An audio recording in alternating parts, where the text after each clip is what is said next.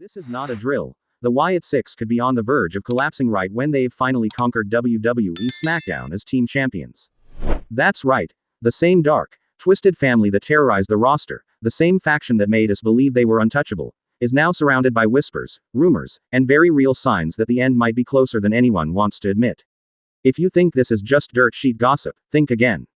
Backstage reports are saying that tensions are rising inside the group. Not just friendly creative disagreements. No, we're talking fractures, betrayals brewing, and a possible civil war that could rip the Wyatt Sicks apart from the inside out. And if this happens, the entire WWE landscape changes overnight. Uncle Howdy, Nikki Cross, Erick Rowan, Dexter Lumis, Joe Gacy, each one would be thrown into the deep end, forced to either sink without the group or reinvent themselves in a way we've never seen before. Why the Wyatt Sicks are unlike any other faction. From day one, the Wyatt Sicks weren't just another wrestling stable. They were a force of psychological warfare. They didn't just win matches, they broke people. They made their opponents question reality. Their creepy vignettes, sudden appearances, the mind games, the blackouts, all of it made SmackDown feel dangerous again. And it worked. They climbed their way to the top, grabbed the team championships, and dominated the blue brand. But the thing about a faction built on chaos is that chaos doesn't discriminate. Sooner or later, it turns inward. The cracks start to show. Here's where it gets ugly. Reports say that Uncle Howdy, the undisputed leader and voice of the group, is starting to butt heads with certain members about the vision for the Wyatt Sicks. Apparently, Howdy wants to keep the group pure, focused on psychological dominance and methodical dismantling of opponents. But Nikki Cross and Dexter Lumis. Word is, they're pushing for more extreme, unpredictable attacks, taking the violence to an entirely different level. Howdy reportedly sees this as losing the message, while Nikki and Lumis think Howdy is holding them back. Erick Rowan, on the other hand, is caught in the middle. He's loyal to Howdy, but also frustrated that the group's momentum could stall if they don't evolve.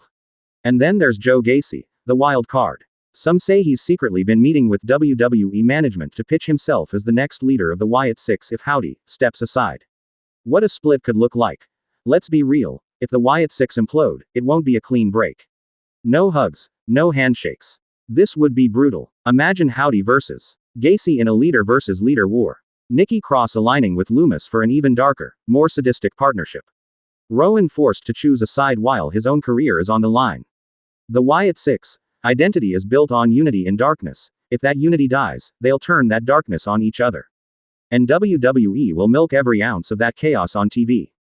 We're talking cinematic brawls, betrayal segments, shocking unmaskings, and maybe even a House of Wyatt match at a major PLE to settle the war. But here's the thing. If these reports about a split are real, the fallout is going to be catastrophic for WWE Smackdown. And not just in a, oh, another faction broke up, kind of way. No. This is the Wyatt Sicks. This is Uncle Howdy's dark prophecy come to life. This is the group that has been tearing through everyone, leaving bodies and broken egos in their wake. So the real question is, what happens when the darkness starts turning inward? We've seen it before in WWE, the Shield, the Hurt Business, the Bloodline, power breeds paranoia. Right now, the Wyatt Sicks are on top of the tag team division, but behind closed doors, word is there are fractures.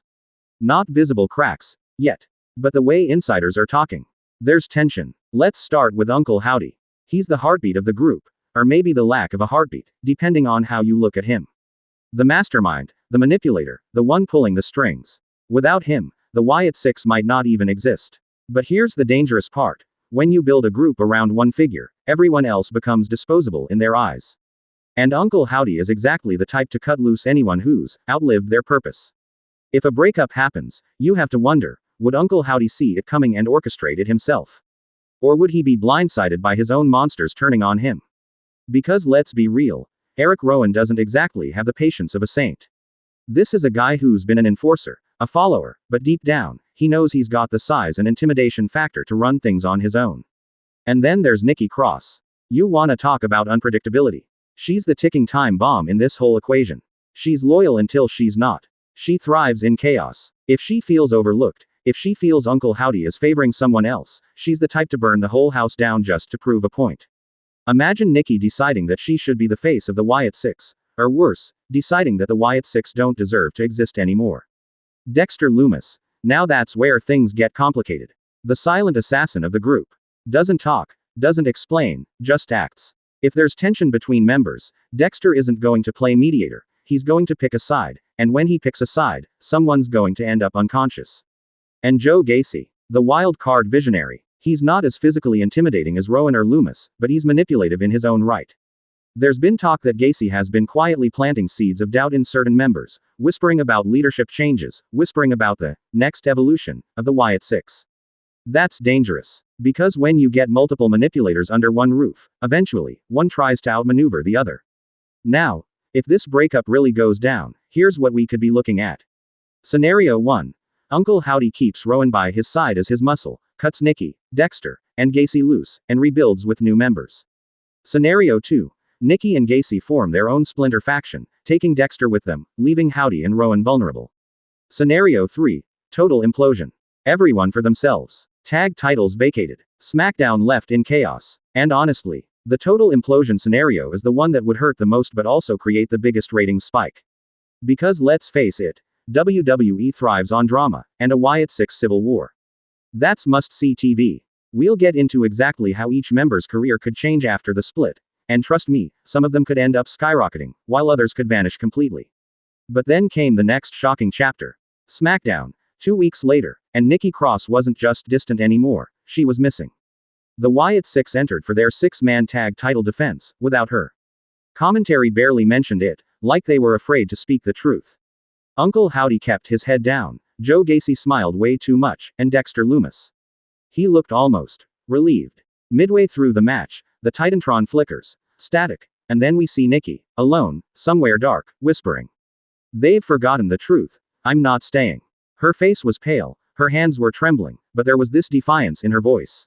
She wasn't kidnapped. She wasn't hiding. She was done. The crowd erupted. A live walkout from Nikki Cross against the most unpredictable faction in WWE. That's not just a fracture, that's an implosion waiting to happen. And here's where the panic starts. Uncle Howdy's strength isn't just his physical presence, it's his aura, his ability to unite chaos under one roof. But when chaos turns inward, he can't control it. You could see it in his eyes. His strikes were sloppier, his movements rushed. They barely retained the titles, and when they did, there wasn't celebration, there was silence. Now, let's talk implications. If Nikki Cross is out, WWE loses their most unpredictable wildcard in the women's division. She's the only one who truly made the Wyatt Sicks feel unhinged beyond the bell. Without her, the group risks becoming just another dark stable. And if Nikki goes solo, she could reinvent herself, maybe lean into that deranged but calculating persona, gunning for Wyatts Sicks WWE Women's Championship. Meanwhile, Erick Rowan, the silent giant, is rumored to be furious about how this is playing out. Backstage insiders say he feels Howdy is too theatrical and not ruthless enough.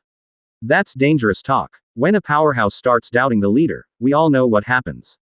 Just ask Batista and Triple H in 2005. And don't even get me started on Joe Gacy.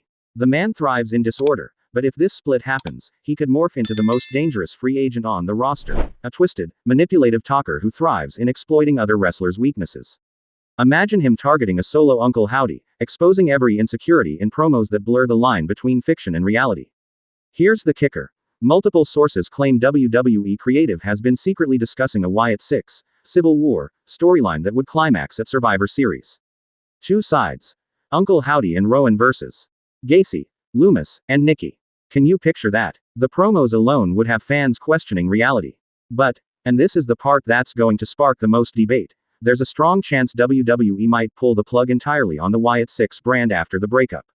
If that happens, these wrestlers will have to sink or swim on their own, and history shows not everyone survives a faction breakup.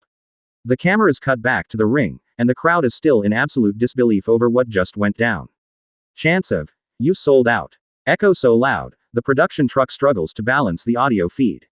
The energy in the arena feels like a powder keg waiting to explode, and then, just when you think the storm is calming down, Jacob Fatu storms back down the ramp like a man possessed. This isn't the same Jacob we saw earlier. His hair is wild, his eyes are blazing, and the way he's pacing. This is not a man coming to talk. This is a man coming to make someone pay. Braun Breaker and Bronson Reed, still smug from what they pulled earlier, stand side by side in the ring, daring him to step in. You can see Braun whisper something to Reed, probably something cocky like, "Let him come, he's walking into a trap." But Fatu, he doesn't hesitate. He slides into the ring and goes straight for Breaker's throat. The crowd erupts. The first punch lands with such force that you can see Breaker's jaw snap sideways, sweat spraying into the front row. Reed tries to grab Fatu from behind, but Fatu swings a wild back elbow, catching him flush on the jaw, dropping him to one knee. Then Fatu does something no one expected. He throws Breaker out of the ring like trash and starts stomping Bronson Reed in the corner. The look on Fatu's face isn't rage anymore, it's pure vengeance. Security rushes in, but these aren't the typical, half-hearted break it up security guards. No, these are WWE's top enforcers, the ones they send when things are about to spiral into a lawsuit. They flood the ring, but it takes 6 of them to pull Fatu off Reed. Breaker slides back into the ring, thinking he's got the upper hand with Fatu restrained, and that's when it happens. Fatu kicks free from the guards, sprints forward, and hits Breaker with a Samoan spike that drops him like he's been hit with a truck. The crowd loses it. People are on their feet, screaming, throwing up, Fatu, signs, and chanting his name. But before Fatu can land another blow, Triple H's music hits. The game steps out onto the stage with a microphone, and you can tell he's not in storyline mode right now. He's furious. Enough. I've had it with all of you. This isn't a match anymore. This is a war zone, and if any of you think you can turn my ring into your personal street fight, think again. Fatu, Breaker, Reed, you want to tear each other apart. Fine. But you're going to do it where the whole world can see it. At SummerSlam, in a triple threat, no disqualifications. The crowd goes insane. But Triple H isn't done. And if any of you lay a hand on each other before then, you're gone. Fired. No coming back. Fatu's chest is still heaving, but the twisted smirk creeps across his face. Breaker wipes blood from his mouth and glares at him. Reed, still nursing his ribs in the corner, mutters something under his breath that the camera mics barely catch. You're both dead men. The show fades to black with all 3 men staring each other down, and the feeling in the air is electric. SummerSlam just went from big to must-see at all costs.